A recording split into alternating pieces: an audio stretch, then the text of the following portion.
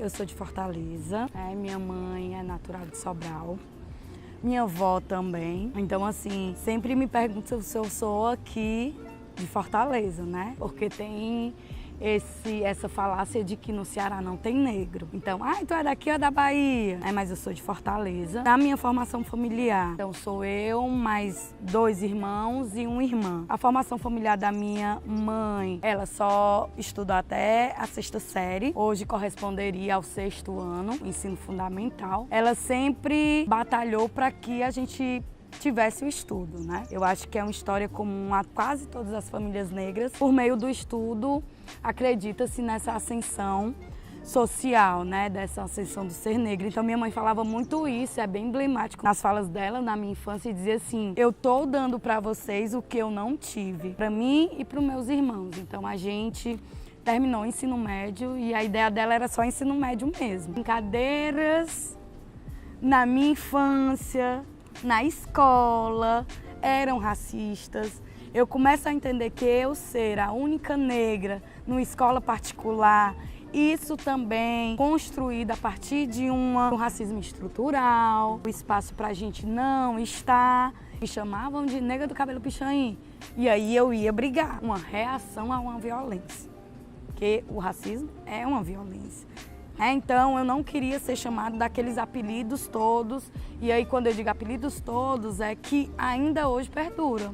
É negra do cabelo pichain, picolé de asfalto, olho saci, então N brincadeiras que perduram ainda hoje e que as pessoas dizem e naturalizam que essas brincadeiras que desumanizam não sejam ruins para a construção de identidade de uma criança negra, por exemplo. Então, assim, eu não tinha consciência, então eu brigava. Quando eu terminei o ensino médio, eu sempre estudei em escola particular, com bolsa de estudo, nunca repeti de ano. Terminei o meu ensino médio em 2000. Sempre o ensino superior estava nos meus planos, porque eu estava num espaço que se falava ensino superior. Então, minha primeira opção sempre foi educação física. Então, eu sou formada em educação física. Tentei o vestibular em 2002.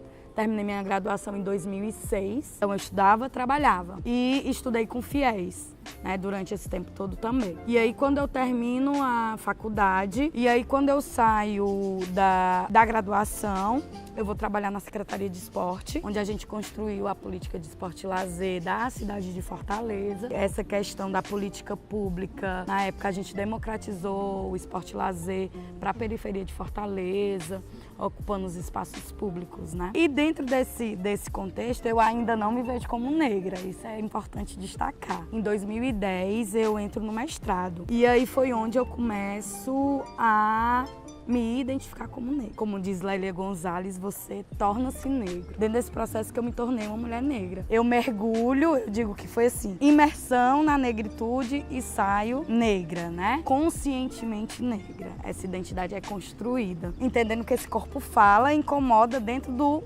espaço que a gente está, Quer seja ele no ensino superior, quer seja no concurso público, enfim. Esse seu corpo vai falar, onde esse seu corpo, essa sua presença vai empoderar outras pessoas. Me reencontro com minha espiritualidade. Eu sou hoje professora do IFCE, sou doutora em educação, sou da religião de matriz africana por esse encontro com o meu babalorixá no mestrado. As universidades hoje, elas têm a obrigação, por lei, pela Lei 10.639, de tratar a história e cultura africana nos seus cursos, independente de ser ensino básico, mas as universidades públicas e particulares, elas têm esse dever. E hoje eu coordeno o NEABI, e o NEABI lá, que é o Núcleo de Estudo Afro-Brasileiro e Indígena, onde a gente tem curso de Ciências Biológicas e de Redes de Computadores, construindo o NEABI, falando sobre isso. Hoje a gente tem um projeto com a Secretaria de Educação, que é Caminhos para a Desconstrução do Racismo em Escolas Públicas de Jaguaribe, que a gente trabalha a questão do racismo na infância, por meio de contação de história. A gente está também com um projeto chamado Identidade Negra, com uma escola também lá de Jaguaribe, que é com 8º e 9º ano, onde a ideia é fazer com que essas crianças elas comecem a discutir sobre racismo e comece a construção identitária delas, né? Nesse período, Cris de antes era uma Cris que não sabia quem era na realidade, né? E que a Cris de hoje, ela contribui para a construção de outras identidades negras, para uma educação antirracista.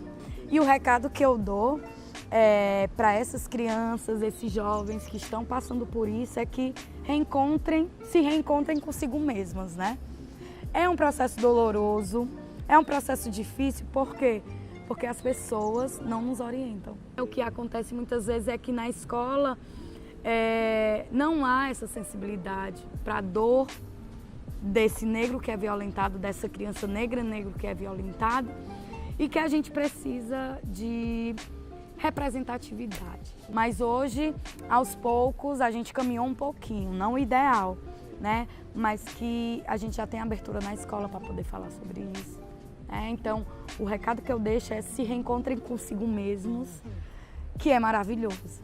Né? Esse reencontro com a sua identidade, reencontro com suas origens, reencontro com sua história, reencontro com sua cultura, é empoderador e é libertador. Eu acho que é isso.